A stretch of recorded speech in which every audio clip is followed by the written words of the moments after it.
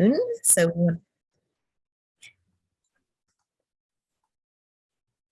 I want to thank everyone for being here. Hopefully you can see my screen. So while we're going through these first intros, before we actually get to the real meat of it, in the chat, it would be great if you would put in where you're from and why are you here? And we will then learn a little bit more about what keeps students engaged with RSVP, right? Relationship, scaffold, value, and passion. So I am Rhonda Blackburn. I am one of the co-chairs for professional development.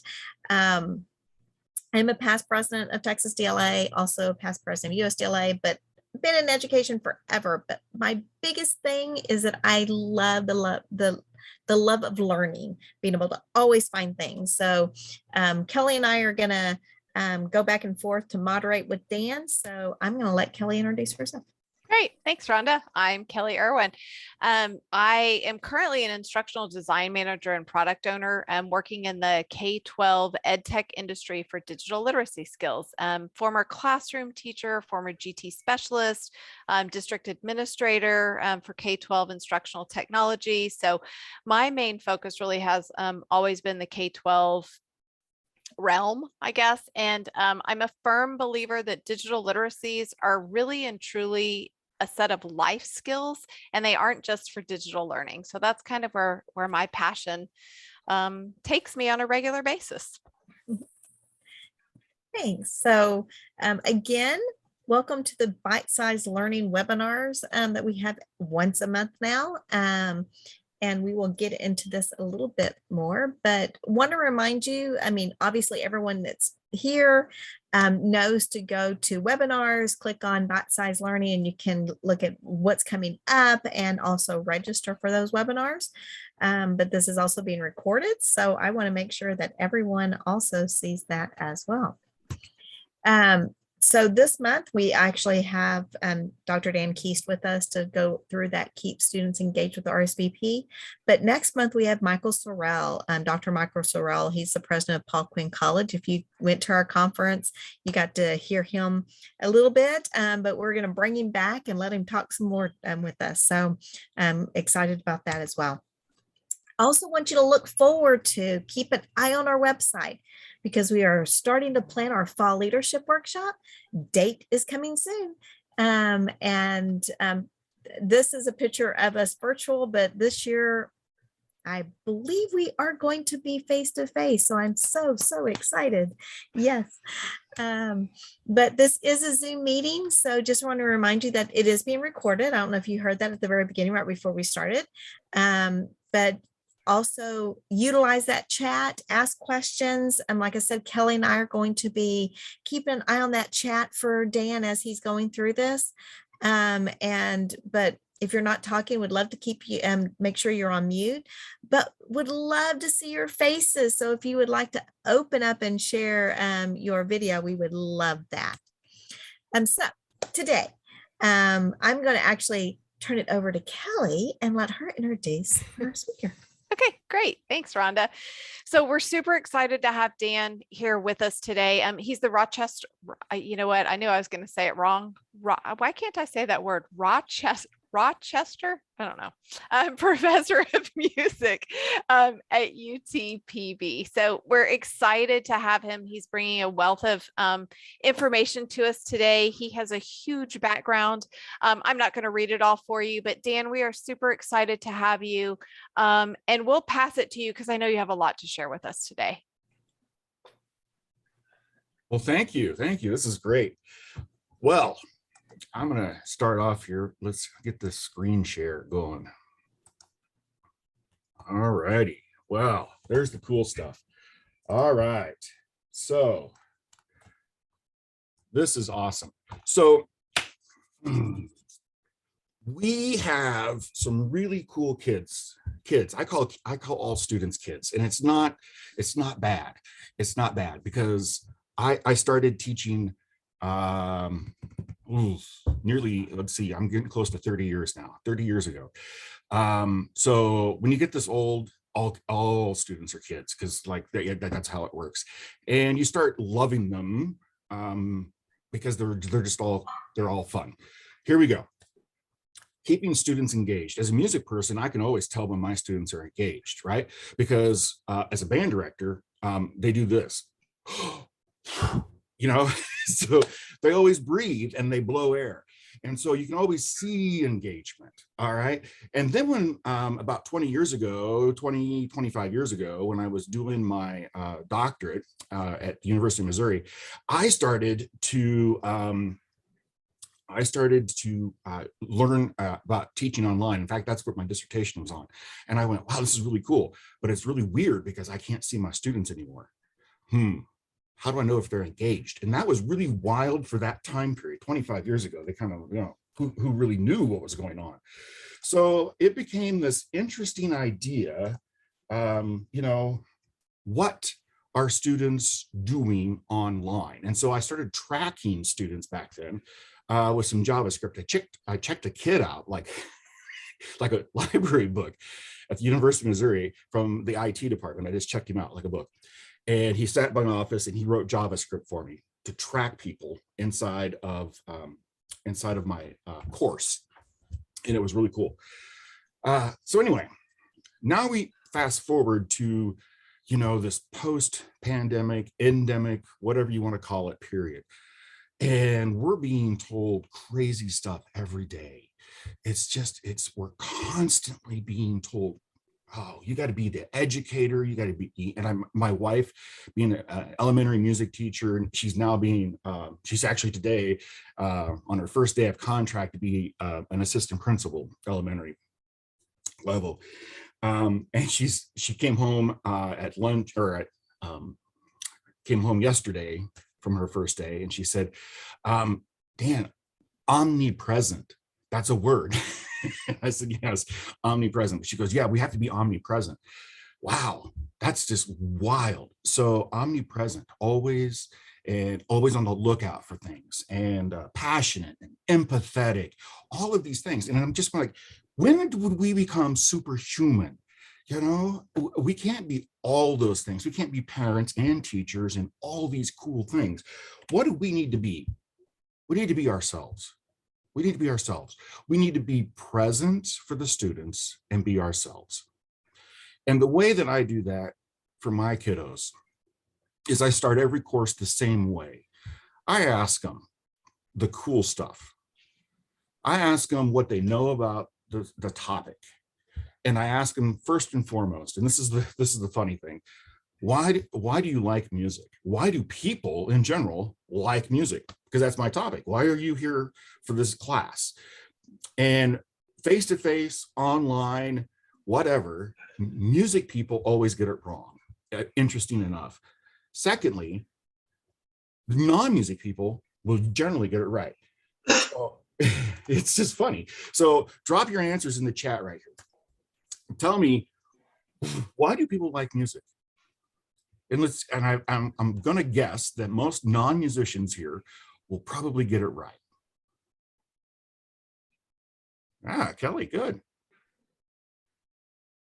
Gotta rock. Yes. Stress reliever. Yes. Gets me through life. Yes. Imagination. It feels good. Connects. Oh, universal. Emotions. Oh, distracts. Yes. Oh, relaxation. Oh, yeah. There's one word that comes to mind, and I use it all the time. Oh, escape. Oh, it's a therapy, right? It's fun. It's fun. And somebody mentioned it there. It connects. It's fun. That's the coolest thing about music. It's fun.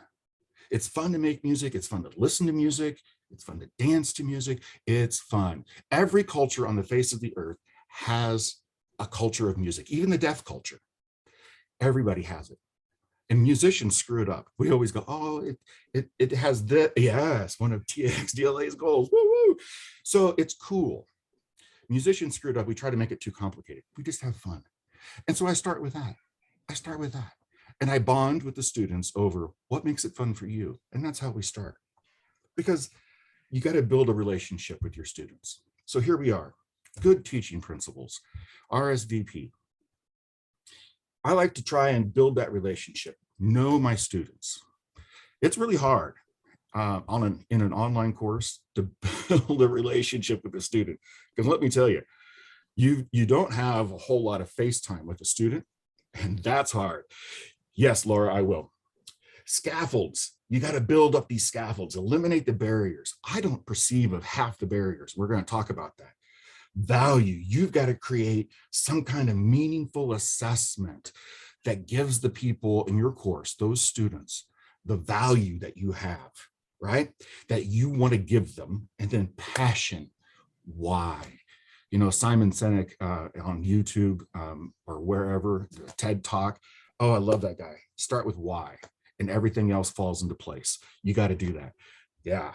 So, Maslow, here's a great one. We got to start with that physiological need. It's hard to do, food and shelter and sleep and clothing and all that stuff in an online course, but we've got to figure out, make sure that our students are there. And then we got to make sure the safety is there. We got to create that community, right? We got to create that community right away in a course. We did it for years. We taught our students how to create community in a physical classroom, right? As a teacher educator, that was one of the things I always did, was teach my students how to create community. And we spent a lot of time creating community. We did leadership, we did icebreakers, we did all this stuff. And when we go into an online course, sometimes we forget to do that. And it's really kind of a struggle because it leads to problems. So in an online course, what I do is I still try to do that. And in the first couple of weeks, I do some things I call it the community chat, and I keep it. It's not music related in a way. It can be, but it's not always. This one comes from a course I just started last week. And this kid revealed something that was just heartbreaking, but it was so amazing. And it goes back to that physiological need. I just asked, what school triumph are you proud of? And the poor kid revealed this to the entire class. And I asked him if I could share it today. And he said, yeah, it's free and open. He was pretty unstable. He was homeless, and he slept on the steps of the school. And I went, during middle school, and I went, wow. He goes, yeah, that way I didn't miss school. And I just went, wow, that's powerful. And then he shared why he said that. Because I want people to know you can still go to college. You can still accomplish things, even if you start from the very bottom, from sleeping on the steps of the school. You can still go to college. And I just went, oh my, son, you're amazing. That's powerful. What a great share. Wow. Week 2, I asked another question. What is your dream job?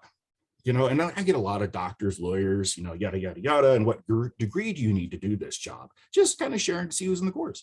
And they start talking about, oh, that's a great job. My uncle's that, and you're going to love it. This school's got a great degree like that. Oh, then you get students that, I don't know what I want to do. I'm only 20 years old. I'm only 18 years old. Why are you asking this? Like this poor student. I don't know. One student even said, I've changed my mind 6 times in the first year of college. And I went, okay, that's valid. And I write back to them and I say, that's okay. That's okay. That falls in line with what statistically is going to happen for you. That's okay. That's why we have, a year of this to happen for students in gen ed courses, to kind of find what works for you, to kind of explore stuff. You're going to change your major, and that's okay. You got to ask them these questions. They haven't been asked these questions. You think they have, but they really haven't. So that all goes to knowing your student. Yeah, it's okay. So know your student. And people tell me standardized learning. That's, we can standardize test, but you can't standardize learning. And the reason why I know that, because learning goes back to engagement. Engagement is where learning happens. And I haven't figured out if engagement is standardized. because Hollywood would have figured out how to engage somebody, and they haven't figured out standardized engagement, because if they had, they would have done it. But it can't. They can't even figure that out. It's amazing. Engagement is different, and learning is different for everybody. It's personal. They've got to, each individual is different, and that's why you've got to teach things differently for everybody. And that's why you see some students are, it takes 2 or 3 tries at something, before they, oh, that's what you mean. That's what you mean. All right. So you got to create that time in the beginning of the course to kind of get to know all of your students. All right. The best teacher I ever had always knew that there was a student in the course, and it was my older brother. She always knew he was going to be a terrible tyrant, because he would get done with his worksheet really quick and then start antagonizing all the others. I can tell you what, he does antagonize. He's very good at it. And he would antagonize all the other kids because he would get done with his worksheet really quick. So she figured that out, and she goes, aha, here's another worksheet. Tommy, you get another worksheet. Oh, good boy. You got done early. Here's another worksheet. And she just kept him busy. She knew her student. That's amazing. You've got to build in that time at the beginning of the course. Use the time, learn their names. I say it half, maybe it's only a third, but a third of my students don't go by the name that's on the roster. They go by a nickname or a shortened version of their name, or just a weird, version of their name. I call it weird. The other thing is, you may not be pronouncing the names right. I started using something called Name Coach because I grew up in Northern Iowa on a farm. I have a lot of Vietnamese students that come into my class, in my online class. I don't know how to pronounce those names. And they say, you can just call me Jim. And I'm like, oh no, you're going to teach me. Here's Name Coach. Please pronounce your name. Teach me how to say your name, because I want to get it right. I do not want to mispronounce your name. And they're like, well, it's an online course. You don't need to know how to pronounce my name. Yes, I do. It means something to me to understand how you want your name pronounced. Even though I will never say it to you personally, I need to know. Demonstrate active presence. For the first 2 weeks, I really do try very hard to demonstrate that, because it sets the tone. It sets the tone for your students. And then consider something, I call it the interactive syllabus. Some people call it the, something flying around here, a visually engaging or interactive multimedia thing, some kind of syllabus. It's so drab, with that syllabus that you get with all the text.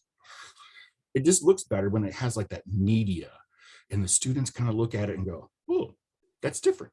And it has hyperlinks, it has images, it has videos. It's just so much more fun for them, and they actually read it. They pay attention to it. That's kind of cool. They need to be heard. That's kind of what I was talking about a moment ago. Listen to them. Listen to their dreams. Listen to their accomplishments. They like to be heard, and that's kind of fun for them, because people don't do that. This one about grace. Every once in a while, I mess up in my online course, and I mess up. Okay, I'm human. Things are going to happen. Technology is going to go crazy, and I'm going to make a mistake. I'm going to say the wrong due date. I'm going to post the wrong link, and I have to eat my words. And I just say, boy, Keast is getting old. Give me a break. Give the old man a break. And the kids love it. They go, at least you admit your mistake. I'm like, yeah, I understand. And if a student goes, hey, my computer died last night. I'm sorry, I'm 6 hours late. 6 hours? I was sleeping. I didn't get up and run to my computer and start grading it at midnight or at 10 o'clock or at 6 o'clock in the morning just because that was the due date and the time. I didn't do that. I didn't even notice you were late. It's okay. Your assignment's not late. Give grace. You build trust with your students when you do that. Consider an OER, and I'll show you in the handout here. You're going to have you're going to have some resources where I've found a bunch of OER stuff. It's really good.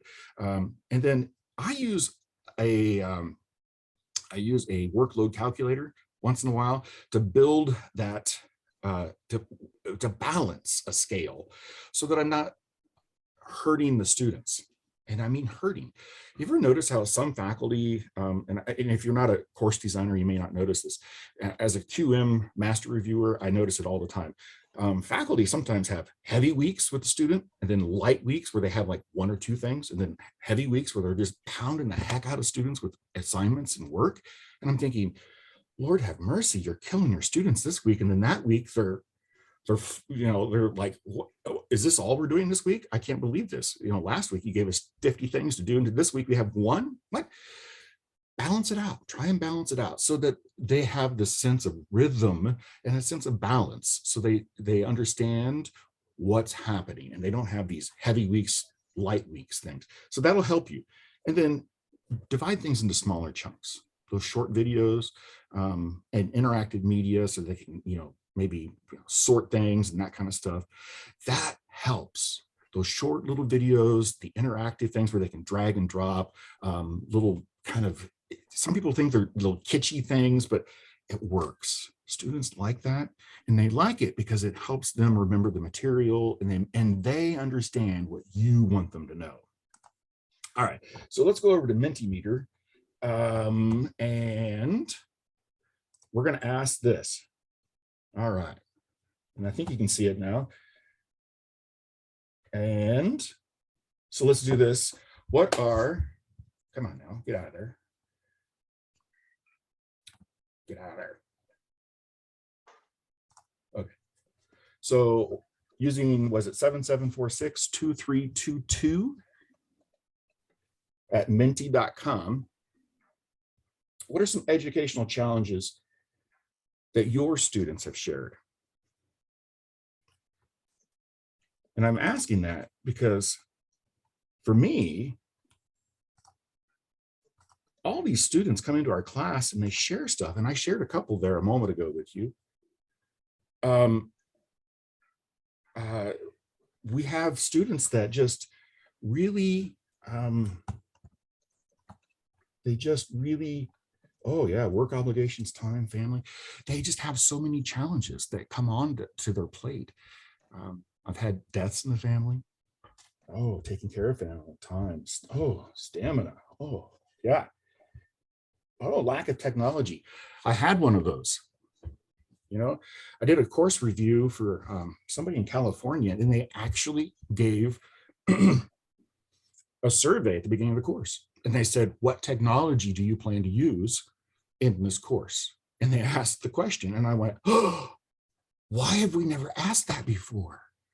We always just assume, oh, lacking a quiet place. Oh, that's great.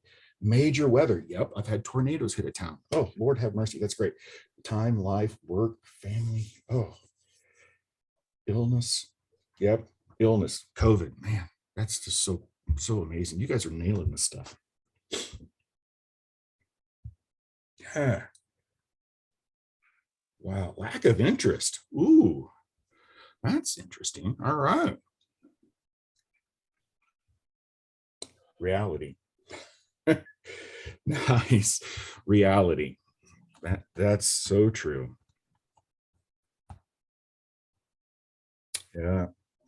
Folks, you're nailing this stuff. All right. I told you I would share some OER stuff, and these will be on the slides, and I'll share these at the very end. If not, did I share these with you, Rhonda and Kelly, in my email earlier? You can actually post those if you want. Yeah, I give you permission to go ahead and post those in the chat so people can download those if you'd like while I'm talking. All right. So there's some OER resources for you. I think that'll make some of you a little happier. All right. And those come from a lot of different places that I've been. I do a lot of attending and stuff around the nation, it seems like. All right, getting to know you activities. These are really cool. And I'd spend a lot of time talking about relationship building because that is really important to me. I do this, you can do icebreakers if you're doing things kind of like in a synchronous thing, but you don't have to. There's 5 pictures about you and 2 truths and a lie. I see things like meet and greet discussion forums. I see lots of coffee breaks, water coolers. I do the week 1 discussion, the week 2 discussion. I do that. There's a scavenger hunt I see a lot. Google Forms is another one I saw, where they collect different information, and that was a really cool idea. They, where you grew up, your contact information, your Google, your career goals. And then this one was an interesting one. In California, this institution, they actually did a student well-being check-in. And it was a really cool form that they had as an institution every couple of weeks. And it was just really, really interesting. I went, duh, why did I not think of that? That's a really cool idea. And it was just simple questions. How are you feeling? Is this different? And is the course going well for you? It was just simple questions. And I thought, that's really kind of interesting. We don't ask that question yet in my course. And I thought, maybe I should think about something like that. That was, and it was, it was just a survey. It's not for a grade. So, and if you haven't, as a reviewer for Quality Matters, I am always amazed at what services all of these institutions provide. And a lot of times I find students don't know about these services. It's amazing. I told the story about one of my students one time in a face-to-face class not long ago, stopped attending class. And I finally got a hold of her and I said, I noticed that you stopped attending class all of a sudden, and that's unlike you. And she said, yeah, I lost my sitter. And I said, do you not know that we have a daycare on campus? And she said, no. She goes, well, I couldn't afford it anyway. And I said, but you're a single mother. The institution has a scholarship that would pretty much pay for that entire thing. And she just went, what? Bam, it was over. The girl was back in class the next week. It was just insane. The students don't know about these services. We have to do a better job of advertising these. It's just, I don't know how to scream this from the mountaintop any louder. And I know that we're doing our best, but we really do need to do a better job because we do have these resources. And as I tried to explain here, we've put millions of dollars into these resources and students just don't know about it. There's so many. I mean, even parent resources. There's just so many out there and parents don't even know about these. That's really kind of crazy. There's just so many. Oh, the food pantry. I didn't know we had a food pantry on campus, but we do. I thought, wow, that's really amazing. I didn't know that. So cool stuff. Once you start digging around on campus, you'll find all kinds of interesting things. Scaffolds. We talked about this a little bit at the beginning. Scaffolds are those cool things that we do in our courses to help students level it out, removing barriers to success. One of them was what the university does to remove the barriers to student success. And that's what I showed a moment ago. This is what a faculty member and an IT person can do. And this is hard scaffolds or soft scaffolds. Soft are the one-on-one kind of what I say is dynamic and spontaneous. The emails, the Zooms, the phone calls, the instant messaging, all that kind of stuff. The muddiest point, that comes from a lot of different places. But you got to create that culture right up front that asking for help isn't a bad thing. It's okay, and that it's okay to ask for help. We all need help once in a while, and it's okay to raise your hand. That's okay, and you've got to make that. You got to make that distinction right away. And so letting them know that it's okay to ask me for help. And I even tell my students, please ask me for help. It makes my day hearing from students. I want to hear from you. I want to help you. I want you to succeed. And, if I don't hear from you, it hurts me. I can't help you if I don't know about it, that kind of stuff. And that, to me, it helps. So hard scaffolds are those things you put in the course beforehand to make sure students succeed. And it's, I used to keep I still keep a Word document. And every time I reply to a student and giving them help, I put in some of that stuff. So it's, the little email replies. that kind of stuff. So it's the hints, the extra clues. I mean, that's all that kind of stuff. Partial notes. So sometimes I do like reading notes for the readings, but I take out some of the reading notes and give them that kind of stuff. Sometimes that works and they like that. Expert modeling. Yeah.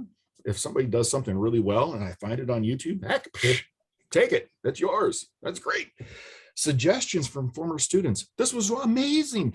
I found this in another QM review. It was great.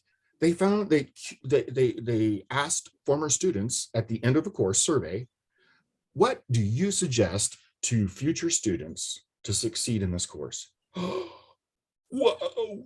They were so revealing. Study better for study this to succeed on the exams. Read these things, pay more attention to these things so that you do better on these assignments. It was like, oh, why have I not thought of that? That's a really cool idea. Survey former students to tell the future students how to succeed in your course. That's a really cool idea. Concept maps. Oh, I've done this before. Send a printed course calendar to students in the U.S. Postal Service. When the students admit that they're disorganized and they sometimes don't have, good organizational skills, I send them out that calendar. So if they admit, excuse me, in their meet and greet that they're not very good at being organized, I send it to them. All right. Hey, let's do a quickie. Let's do a quickie here. Let's go to the next one. How about this? What other types of scaffolds have you used in your courses? And we're waiting. Because this is going to be the cool part. I want to see if I'm close to what you guys have done, because I know you guys are better than me. What other scaffolds? Uh-oh, did I lose everybody?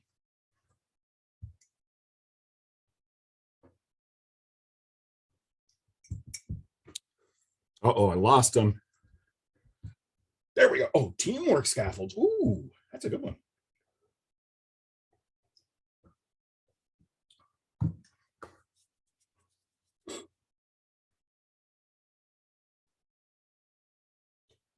Submitting drafts. Yes, drafts are great ones.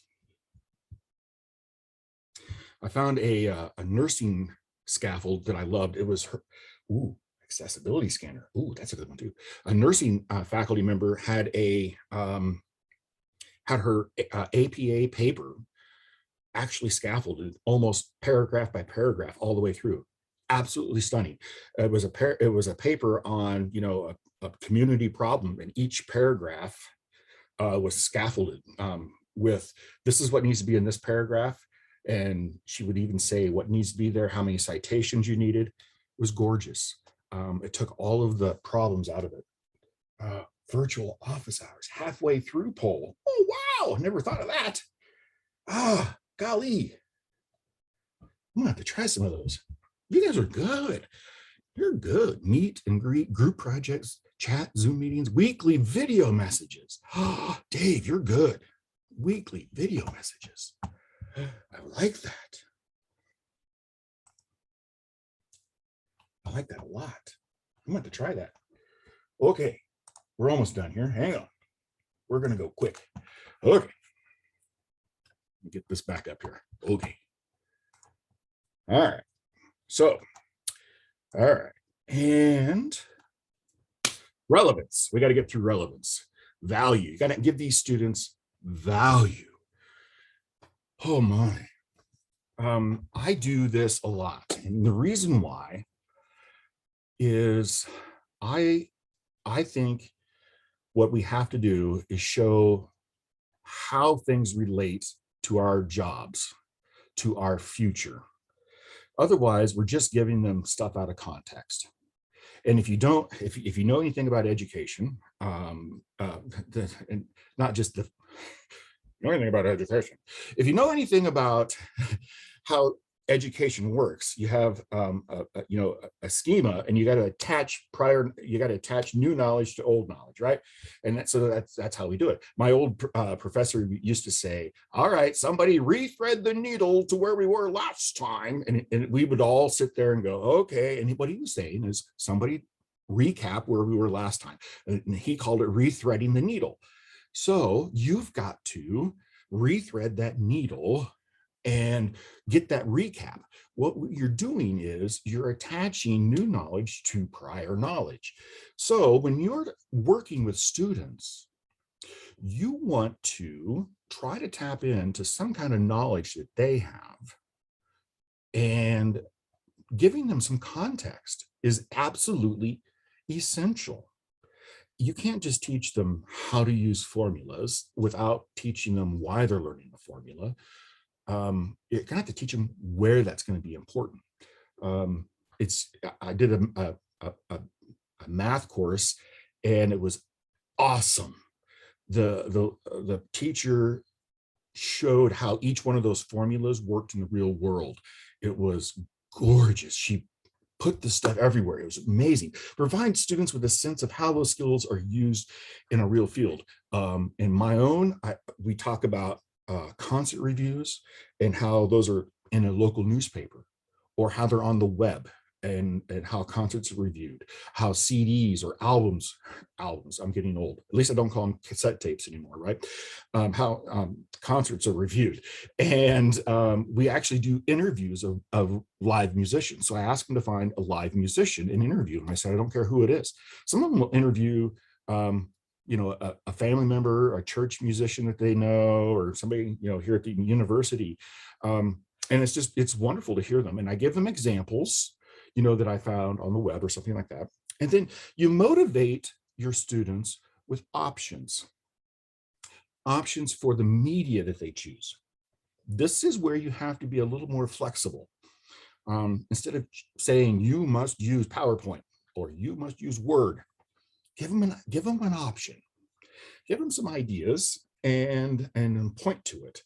Here's a real world example, and that's where I give them, the web page, and show them these ideas about how I came up with this idea for this project. And so that's where I give the grading rubrics. And you really want to spend some time on the grading rubric so that it's flexible, and it's really student choice. It is very powerful. And you want to create at least 3 different levels, and make them somewhat easy to figure out that these are different.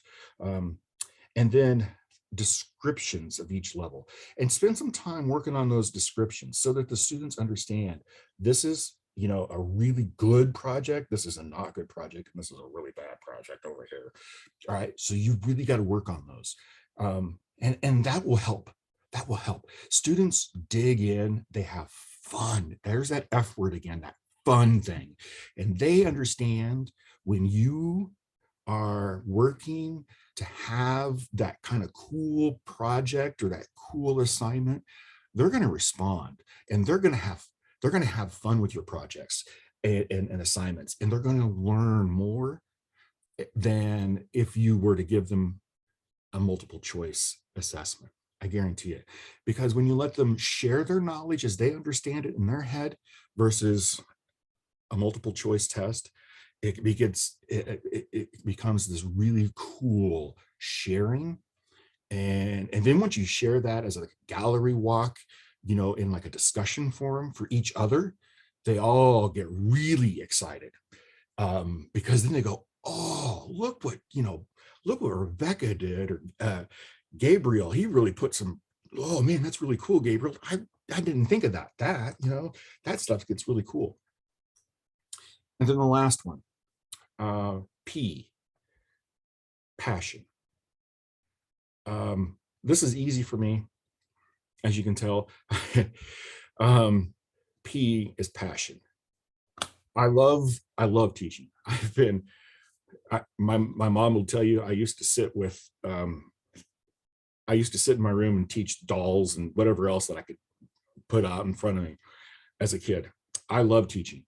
I have always loved teaching. I expose my personality all the time in my teaching. I don't hide it, because if I hide it, the teaching environment becomes sterile. And when I observe classrooms, the first thing I look for is the teacher, the presence of a teacher in the classroom. And I saw this a moment ago. How do you get presence in the classroom? You have to look for, yes, the why. Yeah. You look for ways that the educator goes into the classroom and puts their spin on things. It's the short little videos. It's the assessments. It's the activities that you put into your classroom. It's the interactions that you build with your students. All those little things. Why? This is the cool thing. Why are you drawn to this discipline? And why did you choose it as your career? If the students don't know why you are, an educator, or why that you, why you are teaching this class, if they don't know that by the time you're done teaching the class, you might want to rethink why you're teaching that class.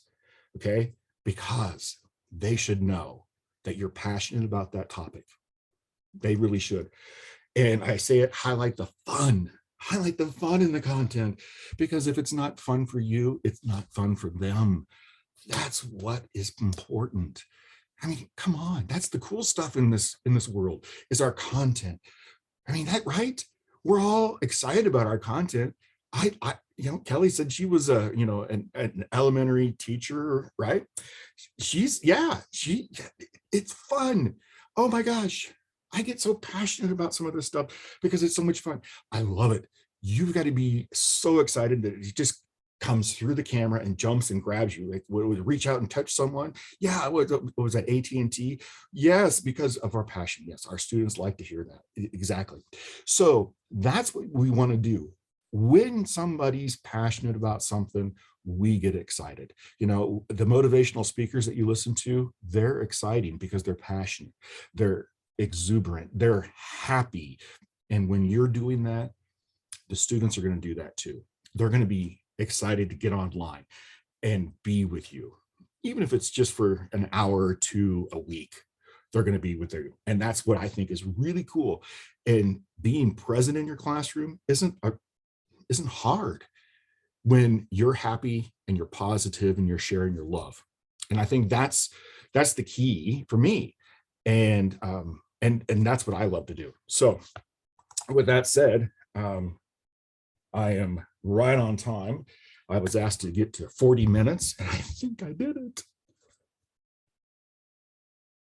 Yes, I'm getting a thumbs up. Whew.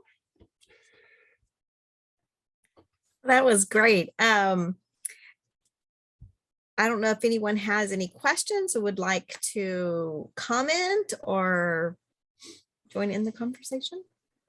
I will add something. Someone asked somewhere earlier in the chain if the slides would be available, and Dan gave us the okay. And one of the things that we're going to do after the session is, once the final recording is ready and we upload it to the TxDLA site, we will go ahead and include that slide deck there as well, so that you have everything in one place. Oh, cool. See, there we go. Dan, I will say I would have loved to have taken music classes in my very non-musically inclined person way. I would have loved to have taken them if you were my professor. So thank you for that. Well, thank you. Yeah, it's a lot of fun. It is a lot of fun. I actually have a blues app that we made where the students in the music department here recorded the blues licks in 4 different keys. 1 key for the sopranos, and 1 key for the altos, 1 key for the tenors, and 1 key for the basses. And then the students not really log in, but they just download this free app from the App Store, and then they can sing the blues, and it uploads straight into Canvas for me, into the and integrates right into the gradebook for me. Oh, wow, that's great. Yeah, so the students don't have a single problem with 12-bar blues. It takes all the problems out and it does all the work for them, and it even helps them write the lyrics in the way that that are important. So it's just a great way to take the stigma out of it. And I won't put anything on the phone, so nobody can hack the phone and hear them sing. And I tell them the only person that's going to hear this is me, and if you're the next American Idol, I'll share it with Simon Cowell. But otherwise it's just me. Yeah, so they love that. And I tell them, you can trust me, I'm not going to share it with anybody. So, but it's fun. There's so many cool ways technology has allowed us to teach music on the internet in the last 25 years. Definitely. Yeah. So yeah, there's some cool stuff. Second Life has also allowed us to do some cool things. Back in the day, I had students log in and they could play the instruments with their avatar, and it actually could also bring the level of the music up. That when they touched like the trumpet or the piano, it would bring the level of the trumpet up out of the music so that they could hear the roll of the trumpet in that music. And they could, and what it did is it was like the perspective of the trumpet player. Because when I'm playing the trumpet, I hear the trumpet louder than all those around me. So it gave them the perspective of the trumpet, and they could hear what the trumpet's role was in the music, and they could go, oh, that's the melody, or oh, that's the bass in the jazz combo. I now understand what he's talking about when he talks about the bass player doing, the walking bass. Dum, dum, dum, dum, dum, dum, dum, dum, dum. They understood what a walking bass was then. It was so cool. You can't teach that stuff to non-musicians in an online course before this. It was just such a cool way technology did it.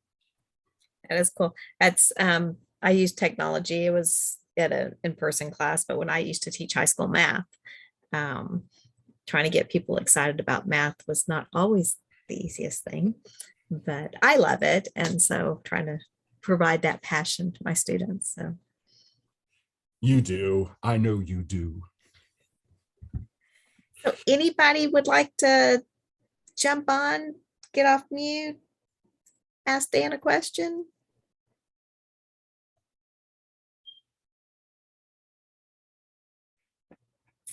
Okay, well, then I guess we will wrap it up. I'm going to share my screen one more time. So I definitely want to thank Dan for his passion and all of the information that he provided to us. It was amazing. And I want to remind everyone that next month in July, we're going to have Dr. Michael Sorrell. I'm very excited about having him back. And again, to sign up for these, just go to our website, go to webinars and click on Bite-Sized Learning, and you'll be able to look at what's there. Kelly and I met today, and we have probably the next year set. So we are so excited. But I also want to thank our partners. We couldn't do this without our partners. And, there's a lot of things you can't do without money, and these people definitely allow us to do that and bring things to life. But don't forget to get on our website, www.TxDLA.org, and you can join us on Twitter, Facebook, Instagram, LinkedIn, YouTube, all those different places.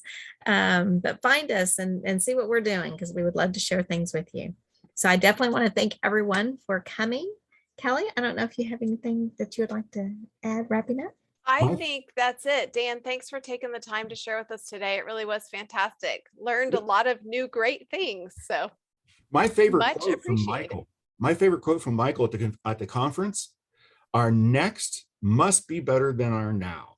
Absolutely. Yes, that's a good. That was a powerful message. Yes. I can't wait to hear him next month. Yes, me too. I know, me too.